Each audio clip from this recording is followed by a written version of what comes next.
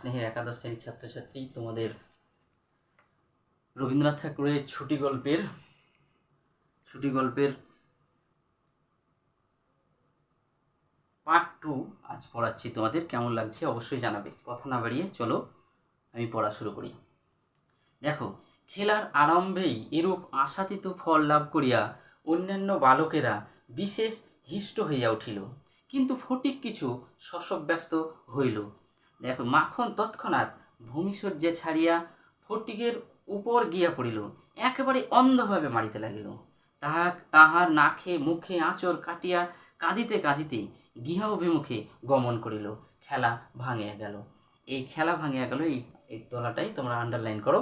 দেখো কি আছে, দেখো তোমরা পাঠ অনে পড়েছো যে সেখানে মাখনলাল তাকে যখন মাখনলালকে সমেত যখন গাড়ি তোমার ওই গাছের গড়িটা গাছের যখন ওই গদিটাকে কি করেছিল তারা যখন সবাই মিলে বালকরা ঠেলছিল, ঠেলা দিতে দিতে মাখন মাটিতে পড়ে যায়। এবার মাটিতে পড়ে যাওয়ার জন্য কিন্তু অন্যান্য বালক যারা আছে তারা বিশেষভাবে কিন্তু হিষ্ট হইয়া উঠিল, অর্থাৎ তারা বেশ আনন্দই পাচ্ছিল, কিন্তু ফটিক তাতে শশব্যস্ত হয়নি। এবার দেখো কি, মাখন যখনই ভূমিতে পড়ে গেল, দেখো বলছে ভূমিশয্যা ছাড়িয়া যখনই ভূমিতে পড়ে গেল, পড়ে যাওয়ার সময় সে কী করলো, দাদা ফটিকের উপর গিয়ে একেবারে অন্ধভাবে তাকে মারতে শুরু করলো এবং কী করলো, তার নাক মুখকে মাখন নিজেরই নাকে মুখে আঁচড় কেটে সে গৃহ অভিমুখে চলে গেল এবং কি হলো, তার ফলে খেলাটা ভেঙে গেল। এটা খুব পড়ার মতো, খেলা ভাঙিয়া গেল কেন। তারপর দেখো, ফটিক গোটা কত কাশ উৎপাটন করিয়া লইয়া একটি অর্ধ নিমগ্ন নৌকার গুলোয়ের উপর চড়িয়া বসিয়া চুপচাপ করিয়া কাশের গোড়া চিবাইতে লাগিল। দেখো ফটিক এখানে দেখা হচ্ছে গলুই কথা অর্থ হচ্ছে নৌকাগুলোকে দেখবে, নৌকার দুই দিকটা সরু হয়, মাঝেরটা একটা দেখবে একটু মোটা সোটা হয়, সেই সরু অংশ যেটা নৌকার সেই জায়গাটাকে বলা হয় গলুই। ওই গলুইয়ের উপর বসে ফটিক কী করছে, কাশ, আমরা যে কাশ ঘাস বলি যেটা শরৎকালে ফুটে, সেই কাশের একটা কি করলো, গোটা কত কাশ উৎপাটন করিয়া মানে সে ছিঁড়ে নিয়ে সে দাঁতে করে চিবুচ্ছে। ঠিক আছে, চিবোতে চিবোতে কি বলছে দেখো, এমন সময় একটি বিদেশি নৌকা ঘাটে আসিয়া লাগিল। একটা বয়সী ভদ্রলোক কাঁচা গোপ এবং পাকা চুল লইয়া বাহির হইয়া আসিলেন। বালককে জিজ্ঞাসা করিলেন, চক্রবর্তীদের বাড়ি কোথায়? দেখো, একটা সেই সময় কী হলো, যখন সে কাজগুলো চিবোচ্ছে তখন একটা বিদেশি নৌকা ঘাটে এসে লাগলো। সেখানে দেখলো কে, যে একটা অর্ধবয়সী ভদ্রলোক যার কাঁচা গোপ এবং পাকা চুল, সে এসে বালককে জিজ্ঞাসা করলো, বালক বলতে এখানে ফটিক চক্রবর্তীকে জিজ্ঞাসা করলো যে চক্রবর্তীদের বাড়ি কোথায়।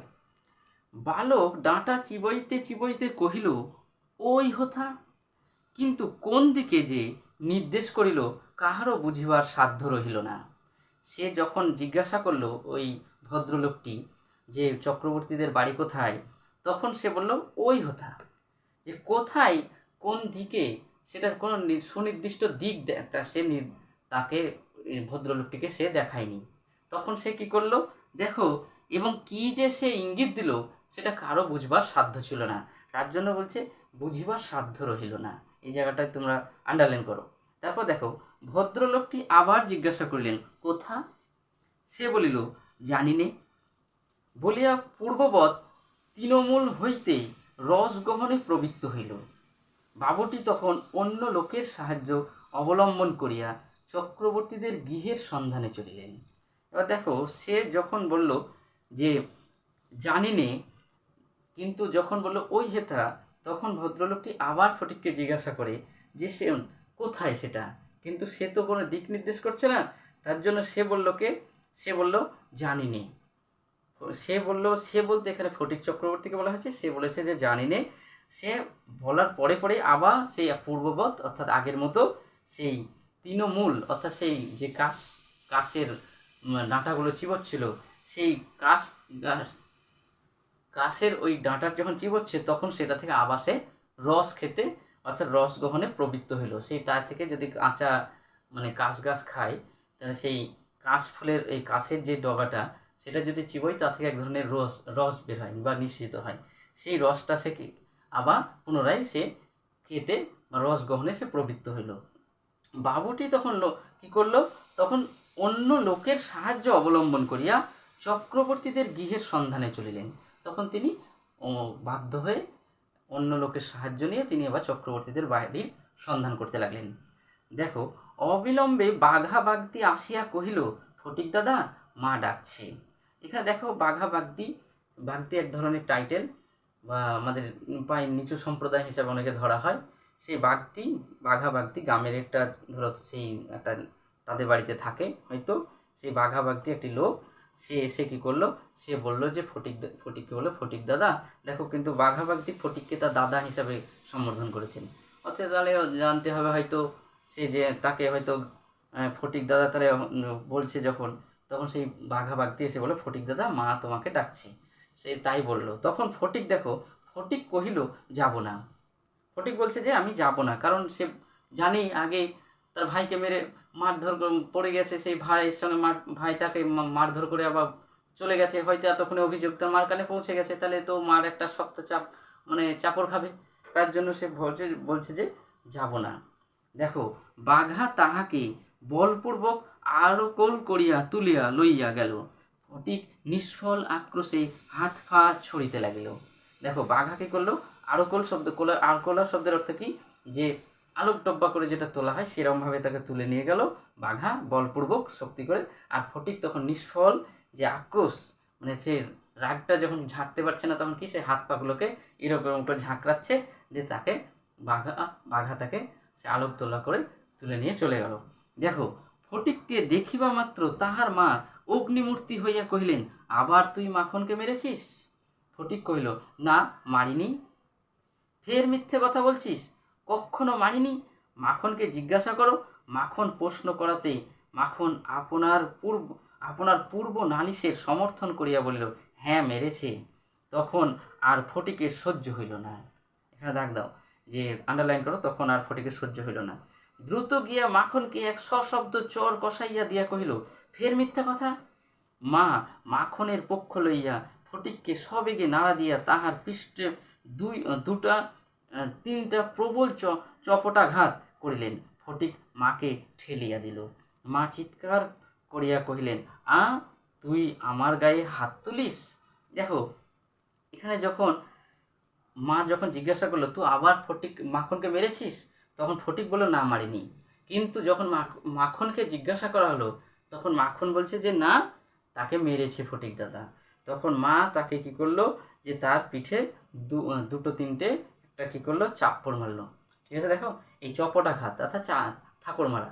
যখন থাপড় মারলো, তখন থাপ্পড় মারার সঙ্গে সঙ্গে ফটিক কী হয়, এই বয়স সন্ধিকালে অনেক ভুল করে ফেলে। সে কী করেছে, তার মাকে ঠেলে ফেলে দিয়েছে। এই যখনই ঠেলে ফেলে দিয়েছে, তখন তার মা চিৎকার করে বলছে যে তুই আমাকে মেরেছিস, আমার গায়ে হাত তুলিস। এই বয়সে অনেক ভুল হয় যেগুলো, এবং আমাদের মায়েরা বেশিরভাগ বড়দের থেকে ছোটদের তাদেরকে একটু সুযোগ সুবিধা দেয়, এবং ছোটরা সেই সুযোগটা সদ্ব্যবহার করে বড়দের যে কোনো সময় তারা মাথায় হিট করার সুযোগটা নেয়। মাখন ঠিক তাই করেছে। তার বড় দাদাকে মিথ্যে কথা বলে সে তার মায়ের হাতে মার খাইয়েছে, এবং মার খাওয়ার সঙ্গে সঙ্গে ফটিক তার যখন আমি বারবারই বলছি যে বয়স সন্ধিকালে নানা রকম ভুল ত্রুটি হয়, এবং তখন তারা মা বাবার প্রতি ভালোবাসার প্রতি একটু আকৃষ্ট হতে চায়। মা বাবা যদি তাকে বন্ধুর মতো আচরণ না করে, তাহলে কিন্তু সেই সমস্ত ছেলেরা কিন্তু বিপদগামী হয়ে যাবে। এটা কিন্তু মা বাবাদের প্রত্যেকে জানা উচিত। এই জিনিসটা যখন তার কথা শুনেনি, তখন সে কী করেছে, তার রাগের বর্ষবর্তী সে তার মাকে ঠেলে ফেলে দেয়। সে হয়তো ইচ্ছা করে মারেনি, কিন্তু তাকে তখন হয়তো রাগের মাথায় হয়তো তার মাকে একটু ঠেলে দেয়। ঠিক আছে, এবার তারপর দেখো, এমন সময়ে সেই কাঁচা পাকা বাবুটি ঘরে ঢুকিয়া বলিলেন, কি হচ্ছে তোমাদের? ফটিকের মা বিস্ময়ে আনন্দে অভিভূত হইয়া কহিলেন, ও মা, এ যে দাদা, তুমি কবে এলে? বলিয়া গড় করিয়া প্রণাম করিলেন। দেখো, সেই যে কাঁচা পাকা বাবুটি যে তার বাড়িতে এসছে, সে আর অন্য কেউ নয়, সে হচ্ছে ফটিকের নিজের মামা। সে হচ্ছে, দেখো, তার জন্য তার ফটিকের মা বলছে যে দাদা, যে ফটিকের নিজের মামা সেই কাঁচা পাকা বাবুটি। এবার দেখো কি, সে যখন এলো তখন তাকে তার মা ফটিককে এই তার দাদাকে সে গড় হয়ে প্রণাম করলো। সে আগেকার সংস্কৃতি যখন ষষ্ঠাঙ্গে প্রণাম, সেইভাবে দাদাকে দেখে সে প্রণাম করলো। ঠিক আছে, তারপর দেখো, বহুদিন হইল দাদা পশ্চিমে কাজ করিতে গিয়াছিলেন। ইতিমধ্যে ফটিকের মার 2 সন্তান হইয়াছে, তাহারা অনেকটা বাড়িয়া উঠিয়াছে। তাহার স্বামীর মৃত্যু হইয়াছে, কিন্তু একবারও দাদার সাক্ষাৎ পায় নাই। আজ বহুকাল পরে দেশে ফিরিয়া আসিয়া বিশ্বম্ভর বাবু তাহার ভগিনীকে দেখিতে আসিয়াছেন। দেখো, যে সেই যে কাঁচা পাকা বাবুটি এতক্ষণ যে জানা গেল যে ফটিকের মামা এবং তার নাম হচ্ছে বিশ্বম্ভর বাবু। ঠিক আছে, এবং সে কি হলো যে অনেক দিন ধরে সে পশ্চিমে কাজ করতে গিয়েছিলেন।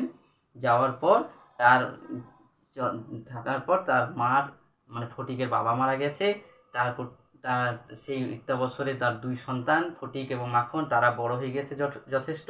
আজ বহুকাল পরে দাদাকে দেখে তার মা যেন হৃদয়টা আপ্লুত হয়ে উঠেছে এবং ভগিনীকে দেখতে এসেছেন। তার নাম হচ্ছে বিশ্বম্ভর বাবু। ফটিকের মামার নাম বিশ্বম্ভর বাবু, এটা মনে রাখতে হবে। তারপর দেখো, কিছুদিন খুব সমারোহে গেল। অবশেষে বিদায় লইবার 1 দিন পূর্বে বিশ্বম্ভর বাবু তাহার ভগিনীকে ছেলেদের পড়াশোনা, মানসিক উন্নতির সম্বন্ধে প্রশ্ন করিলেন। উত্তরে ফটিকের অবাধ্য উচ্ছৃঙ্খলতা, পাঠে অমনোযোগ এবং মাখনের সুশীলতা এবং বিদ্যানুরাগের বিবরণ শুনিলেন। দেখো, এখানে কিন্তু ফটিকের কিছু কিছু বৈশিষ্ট্য পাওয়া যাচ্ছে। দেখো, যে ভগিনীকে যখন জিজ্ঞাসা করলো বিশ্বম্ভর বাবু অর্থাৎ ফটিকের মাকে, তখন দেখো কি কি ফটিকের, দেখো, ফটিক পড়াশোনা অমনোযোগী, মানসিক উন্নতির সম্বন্ধে প্রশ্ন করলো যখন, সে কি উত্তরে ফটিক বলল অবাধ্য। ফটিক একজন অবাধ্য, উচ্ছৃঙ্খলতা তার আছে, তার মধ্যে পাঠে অমনোযোগ, পড়াশোনায় অমনোযোগী, এবং মাখনের বিপরীত চরিত্র হচ্ছে কি মাখনকে কি বললো সুশান্ত, সুশীলতা এবং বিদ্যানুরাগের বিবরণ শুনিলেন। অর্থাৎ ফটিক এক অবাধ্য ডানপিটে ছেলে, পড়াশোনায় তার বিন্দুমাত্র মন নেই। কিন্তু মাখনের যে সুশান্ত এবং শান্ত তার পরিচয়, তার চারিত্রিক বৈশিষ্ট্য, সেগুলি মা বিশ্বম্ভর বাবুর কাছে তুলে ধরলেন। তারপরে দেখো, তাহার ভগ্নী কহিলেন, ফটিক আমার হাড় জ্বালাতন করিয়াছে। ফটিক, কেউ দেখুন এখানে দাগ দাও, ফটিক আমার হাড় জ্বালাতন করিয়াছে। কে বললো? ফটিকের মা। ফটিকের মা বলছে যে ফটিক আমার হাড় জ্বালাতন করিয়াছেন। যে কি করেছে দেখো, করিয়াছে কিভাবে, যে হাড় জ্বালাতন করিয়াছে। এখানে দাগ দাও, ফটিক আমার হাড় জ্বালাতন করিয়াছে। অর্থাৎ ফটিক তাকে দিবারাত্রি অসহ্য এত যন্ত্রণা দেয়, সেই জ্বালা যন্ত্রণা সম্পর্কে এবং তার ডানপিটের স্বভাব সম্পর্কে এখানে তুলে ধরা হয়েছে লাইনটি। তারপর দেখো, শুনিয়া বিশ্বম্ভর প্রস্তাব করিলেন, তিনি ফটিককে কলিকাতায় লইয়া গিয়া নিজের কাছে রাখিয়া শিক্ষা দেবেন। বিধবা এ প্রস্তাবে সহজেই সম্মত হইলেন।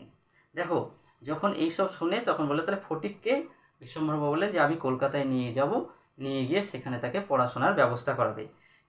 বিধবা বলতে এখানে বোঝানো হয়েছে কাকে? ফটিকের মাকে। সে তৎক্ষণাৎ সম্মত হলেন যে তাকে কলকাতায় নিয়ে যাওয়ার প্রস্তাবে। তারপরে দেখো, ফটিককে জিজ্ঞাসা করলেন, কেমন রে ফটিক, মামার সঙ্গে কলকাতায় যাবি? ফটিক লাফাইয়া উঠিয়া বলিল, যাব। বাচ্চা ছেলে, সে কলকাতা দেখেনি, সে ভাবছে কত সুন্দর না জায়গা। সে ফটিক দেখলো এই জায়গা থেকে তো আপাতত যদি আমি মার হাতে মার খাওয়া থেকে, এই যদি পড়াশোনার এই যে এত চাপ, এই সমস্ত 4 দেয়ালের অত্যাচার, এই সমস্ত মানে আমি এক কাজ করি, আমি মামার বাড়ি গেলে আমি খুব খুশি হব। তাই সে ফটিক না বুঝে সে লাফাতে শুরু করলো যে মামার বাড়ি যাবে। কি করলো দেখো, তারপরে যদিও ফটিককে বিদায় করিতে তাহার মায়ের আপত্তি ছিল না, কারণ তাহার মনে সর্বদাই আশঙ্কা ছিল কোনোদিন সে মাখনকে জলেই ফেলিয়া দেয়, কি মাথায় ফাটায়, কি একটা দুর্ঘটনাই না ঘটায়। তথাপি ফটিকের বিদায় গ্রহণের জন্য এতসদৃশ আগ্রহ দেখিয়া তিনি ঈষৎ ক্ষুণ্ণ হইলেন। কিন্তু দেখো, তার মা তাকে কলকাতায় পাঠানোর জন্য খুবই আগ্রহী ছিল। কেন? যে সে ভাবছে যে যদি মাখনকে জলে ফেলে দেয়, কিংবা তার মাথা ফাটিয়ে দিল, কিংবা হয়তো এমন একটা দুর্ঘটনা ঘটিয়ে দিল, সেই জন্য ফটিককে সে বিদায় করতে পারলে খুবই খুশি। কিন্তু যদি তুমি মনে মনে যে আশাটা করছো, সেই আশাটা যদি অন্যরকম হয়ে যায়, তাহলে তোমার মনে কিন্তু একটু সন্দেহ বোধ হয় বা ক্ষুণ্ণ হয়। তার ফটিককে বিদায় করতে চাইছে, অথচ সে ফটিক নিজেই সম্মত হওয়াতে সে ফটিকের মা কী হয়েছে, ঈষৎ ক্ষুণ্ণ হয়েছেন। এটা লাইনটা দাও যে কেন ক্ষুণ্ণ হয়েছে। কারণ মানুষ যেটা আশা করে সেই আশা থেকে যদি আশাটা অন্যরকম হয়ে যায়, সে আশা যদি যা ভাবছে তার বিপরীত হয়, তখন তার মনে ক্ষুণ্ণই হয়। সে ফটিককে পাঠাতে পারলে বাঁচে ফটিকের মা, অথচ সে ফটিক নিজেই সম্মত জানাচ্ছে, এতে তিনি একটু ক্ষুণ্ণ হয়েছেন, কারণ তার আশা অনুযায়ী ফলটি পায়নি ফটিকের মা। তার জন্য এই কথাটি বলা হয়েছে, তিনি ঈষৎ ক্ষুণ্ণ হইলেন। কেন ফটিকের মা ঈষৎ ক্ষুণ্ণ হয়েছেন, এগুলো 3 নম্বরের কোশ্চেন যদি থাকে তোমাদের, এগুলো পড়তে পারে। এ দাগ দাও, এই তিনি ঈষৎ ক্ষুণ্ণ হইলেন, এই আন্ডারলাইন করে লাইনটা। কবে যাবে, কখন যাবে করিয়া ফটিক তাহার মামাকে অস্থির করিয়া তুলিল। উৎসাহে তাহার রাত্রে নিদ্রা হয় না। এই লাইনটাই দাগ দাও, উৎসাহে তাহার রাত্রে নিদ্রা হয় না। কারণ কি, যে দেখলো সে যে এত উৎসাহ, সে তখন বাচ্চা, তো বাচ্চারা যদি একটু বাইরে যেতে চায় তারা খুবই আনন্দ পায়। ফটিক খুবই খুশি, মামা কখন যাবে বলে তার মামাকে অস্থির করে তুলেছে দেখো। এবং রাত্রিতে সে কলকাতা যাওয়ার জন্য তার ঘুম হয় না দেখো। অবশেষে যাত্রাকালে আনন্দের ঔদার্য বশত তাহার ছিপ, ঘুড়ি, লাটাই সমস্ত মাখনকে পুত্র পৌত্রাদি ক্রমে ভোগ দখল করিবার পুরা অধিকার দিয়া গেল। এখানে দেখো, ভোগ দখল করিবার অধিকার দিয়া গেল, এই লাইনটা দাও। মানে সে আনন্দে কী করলো, তার যে ছিপ, ঘুড়ি, লাটাই, ঘুড়ি মানে তোমরা তো গ্রামেগঞ্জের লোকেরা, ছেলেরা বেশি জানবে, ঘুড়ি, ছিপ ধর মাছ ধরতে যায়, সে সমস্ত জিনিসগুলি কী করলো, যেমন একজন পুত্র এবং উত্তরাধিকার সূত্রে তার পিতা এবং তার ঠাকুরদাদা দিয়ে যায়, যেমন সেরকম সে কি তাকে বলছে পুত্র পৌত্রাদি ক্রমে। মানে ঠাকুরদাদা যেমন তাকে দিয়ে যায় তার বাবাকে, তার মানে ঠাকুরদাদা তার ছেলেকে, তার ছেলেকে দিয়ে যায় যে বংশানুক্রমিকভাবে, সেইভাবে সমস্ত সে যখন থাকবেই না, তার ভাই মাখনকে সমস্ত সেই উত্তরাধিকার ক্ষেত্রের মতো তার সম্পত্তিগুলির অধিকারটা মাখনকে বুঝিয়ে দিয়ে যায়। এই লাইনটা খুব সুন্দর, ঠিক আছে। তারপর দেখো, কলিকাতায় মামার বাড়ি পৌঁছিয়া প্রথমত মামির সঙ্গে আলাপ হইল। মামি এই অনাবশ্যক পরিবার বৃদ্ধিতে মনে মনে যে বিশেষ সন্তুষ্ট হইয়াছিলেন তাহা বলিতে পারি না। তাহার নিজের 3টি ছেলে লইয়া তিনি নিজের নিয়মে ঘরকন্যা পাতিয়া বসিয়াছেন। ইহার মধ্যে সহসা একটি 13 বৎসরের অপরিচিত অশীতি পাড়া গিয়ে ছেলে ছাড়িয়া দিলে কিরূপ একটা বিপদের সম্ভাবনা উপস্থিত হয়। বিশ্বম্ভরের এত বয়স হইল, তবু কিছুমাত্র যদি কাণ্ডজ্ঞান আছে, এখানে দেখ দাও, তবে যদি বিশ্বম্ভরের কিছুমাত্র যদি কাণ্ডজ্ঞান আছে, এত বয়স হইল তবু কিছুমাত্র যদি কাণ্ডজ্ঞান আছে। দেখো, প্রথমে কলকাতায় যখন ফটিক গেল, তখন তার মামির সঙ্গে আলাপ হয়। মামির সঙ্গে মামি দেখলো অনাবশ্যক বৃদ্ধি তার পরিবারে। তার দেখো কে কে আছে, তার নিজের 3টি ছেলে আছে এবং তারা 2জন, তার উপরে একটা উড়ে এসে জুড়ে বসা একটা গেঁয়ো ছেলে ফটিক। আসাতে মামি কিন্তু মোটেই সন্তুষ্ট ছিলেন না এবং মোটেই আনন্দ ছিলেন না। তিনি বরঞ্চ তার মনটা ক্ষুণ্ণ হয়েছিল এই অস্বাভাবিক তার সংসার বৃদ্ধিতে। যেহেতু একজন উড়ে এসে জুড়ে বসলে এবং তাছাড়া পরিবারের সদস্য বললে তার আর্থিক অবস্থা অবশ্যই খারাপ হয়, তাই ভাবে অনেকে। সেটা সত্যিই তার পক্ষে হয়তো কলকাতার শহরের বুকে এরকম একটা ফটিককে তার মামির বোঝা বলে মনে হয়েছে। এবং সেখানে কি হয়েছে, এই বোঝা বলার জন্য দেখো ফটিকের বয়স তখন কি বলছে, একটি 13 বৎসরের, ফটিকের বয়স ছিল কিন্তু 13 বৎসর। এখানে কবিগুরু বলছেন যে সেই রকম লোকটিকে দেখে যে হঠাৎ সে না বুঝে কোনো কিছু বিবেচনা না করে উড়ে এসে জুড়ে বসা একটি গেঁয়ো ছেলেকে নিয়ে চলে এসছে বিশ্বম্ভরবাবু, যেটাকে কি বলা হয়েছে, তার একটি কাণ্ডজ্ঞান নেই, যাকে কাণ্ডজ্ঞানহীন বলে মনে করা হয়েছে বিশ্বম্ভরবাবুকে। এখানে বলবে বিশ্বম্ভরবাবুকে কেন মানে কাণ্ডজ্ঞানহীন বলা হয়েছে। তো এখানে ওকে মানে বিশ্বম্ভরবাবুর এত বয়স হয়েছে কিন্তু তার এই সাংসারিক সম্বন্ধে তার কোনো মানে তার কোনো অভিজ্ঞতা নেই, এটাই মানে বোঝাতে চেয়েছেন কবিগুরু। দেখো, বিশেষত 13-14 বৎসরের ছেলের মতো পৃথিবীতে এমন বালাই আর নাই, শোভাও নাই, কোনো কাজেও লাগে না, স্নেহ উদ্রেক করে না, তাহার সঙ্গসুখ বিশেষ প্রার্থনীয় নহে, তাহার মুখে আদো আদো কথাও ন্যাকামি, পাকা কথাও জ্যাঠামি এবং কথামাত্রই প্রগল ভতা। হঠাৎ এই কাপড় চোপড়ের পরিমাণ রক্ষা না করিয়া বেমানান রূপে বাড়িয়া ওঠে। লোকে সেটা তাহার একটা কুশ্রী স্পর্ধাস্বরূপ জ্ঞান করে। তাহার শৈশবে লালিত্য এবং কণ্ঠস্বরের মিষ্টতা সহসা চলিয়া যায়। লোকে সেজন্য তাহাকে মনে মনে অপরাধ না না দিয়া থাকিতে পারে না। এবং শৈশবে এবং যৌবনের অনেক দোষ মাফ করা যায়, কিন্তু এই সময়ে কোনো স্বাভাবিক অনিবার্য ত্রুটিও যেন অসহ্য বোধ হয়। এই লাইনটা খুব সুন্দর। দেখো, বিশেষত 13-14 বছরের ছেলের মতো পৃথিবীতে এমন বালাই আর নাই। এখানে দেখ দাও, এই লাইনটা খুব সুন্দর। কারণ হচ্ছে দেখো, বয়স সন্ধিকালে যখন 13-14 বছর হয়, তখন এই বয়স সন্ধিকালে খুবই আমাদের এই ছেলেরা, বাচ্চারা আমাদের সমাজের পক্ষে যেন একটা বালাই বলে দেখা দেয়। তাদের কি যে শোভনে তাদের কোনো কাজেই লাগে না তাই মনে হয়। কারণ কি, তাদের প্রতি দেখবে ছোট বাচ্চাদিকে অনেক সময় আমরা আদর করি, কিন্তু এই বয়সটাতে কেউ আদরও করবে না তাকে, কারণ আদরের বয়স তাদের শেষ। এবার কি, তাদের সঙ্গ সুখ দিলেও হয়তো সে যদি সবসময় মা বাবার কাছে থাকে, তা বলবে অত বড় ছেলে একটু খেলাধুলা কর, এই যে তাকে সঙ্গ সুখেও কেউ দেয় না। এবং বেমানানভাবে তাদের যে বাড়ন্ত বয়স বেড়েই যায়, তখন জামা কাপড় ছোট হয়। এই যে এই সময় তখন কি হয় দেখো, তখন তাদের কাছে তাহাদের মুখে আধো আধো কথাও ন্যাকামি, পাকা কথাও জ্যাঠামি, এবং কথা মাত্রই প্রগল্ভতা। দেখো এখানে হচ্ছে কি, দেখো এখানে তখন তারা যে কথা, যদি কেউ আধো আধোভাবে কথা বলে, তখন আমরা কি বলি, যে ছেলেটা যদি হঠাৎ ধরো একটা মাকে এসে যদি জড়িয়ে ধরে, তাহলে হ্যাঁ অত বড় ছেলে তুই, এখন এটা তোর এই ন্যাকামি আমার ভালো লাগে না। আবার যদি একটু বেশি ওদের সঙ্গে বেশি কথা বলতে যায়, তাহলে ছেলেটা বড় পাকামি হয়ে গেছে, বলে কথাগুলো যেন পাকা, অতিরিক্ত এচুরে পাকা ছেলে। এই কথাগুলোও না তাদের মানুষের সহ্য হবে না তখন, পরিবারের এবং প্রত্যেকেরই। এবং তাদের এই বেমানান হয়ে দেখো স্পর্ধা জ্ঞান করে শৈশবের লালিত্য। কারণ কি, তাদের শৈশবের যে ভালোবাসা লালিত্য থাকে, শৈশবের বাচ্চা ছেলেদিকে আমরা সবাই আদর করি, কিন্তু সেই বয়সটা তারা অতিক্রম করে গেছে। তখন এই অবস্থা তাদের কাছে কি হয়, পৃথিবীতে তারা বড়ই বালাই হয়ে দেখা দেয়। এবং কি, এই বয়সে যখন তারা মা বাবার সঙ্গ সুখ পায় না, বন্ধুত্ব পায় না, তখন কি হয়, তারা তখন বিপরীত লিঙ্গের প্রতি আসক্তি হয়, তাদের কণ্ঠস্বরের পরিবর্তন হয়, ছেলে মেয়েদের প্রত্যেকের কণ্ঠস্বরের পরিবর্তন হয়, শরীরের নানা অঙ্গ প্রত্যঙ্গের নানা রকম অস্বাভাবিক বৃদ্ধি হয়। এই অস্বাভাবিক বৃদ্ধি হওয়ার ফলে সমাজের কাছে, প্রত্যেকের কাছে বালাই বলে দেখা দেয়। তারপরে দেখো, সেই জন্য তাকে সেই সময় যদি শৈশবে বা কোনো যদি আমরা বাচ্চা অবস্থায় যদি একটা কিছু ভেঙে টেঙে ফেলি, তা আমাদের মাফ করা যায়। কিন্তু তখন যে শৈশব ও যৌবনের অনেক দোষ আছে যেগুলি মাফ করা যায়, কিন্তু এই 12-13 বছরের যখন কোনো একটা অপরাধ করে, সেটাকে মাফ করতেও আমাদের প্রত্যেকের কাছে অপরাধ বলে মনে হয়। ঠিক আছে, এই লাইনটা খুব সুন্দর। দেখো আজ এই পর্যন্ত থাক, পরে বা এটা পড়াবো, তোমাদের এটা কেমন লাগছে একবার জানাবে।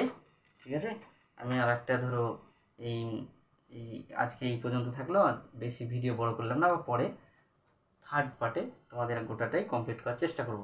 ততক্ষণ ভিডিও যতক্ষণ না আসছে ততক্ষণ ভালো থাকো, সুস্থ থাকো।